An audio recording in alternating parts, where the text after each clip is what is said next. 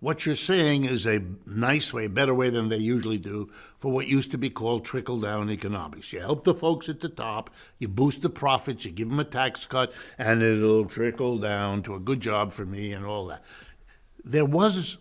I'm going to be more nice now than I ought to be. There was a grain of truth to that, but it isn't anymore. And that's perhaps the most important thing that I can tell you. And I'll say it as bluntly as I know how. The American empire is over. We're done.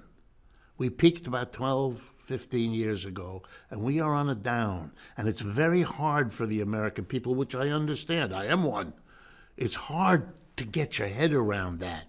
We've had a century of on the way up, which is a lot more fun than on the way down. But it does happen to every empire. We're only the latest. Look at the British, how far they've fallen. We're in that process. So the problem with the trickle down is, yeah, there might be more jobs, but they're going to be created in China. They're going to be created in Brazil. They're going to be created in India. They're not created here. How do you compare this moment of slashing, particularly in the federal government, to, say, the 90s when Bill Clinton did something somewhat similar? Right.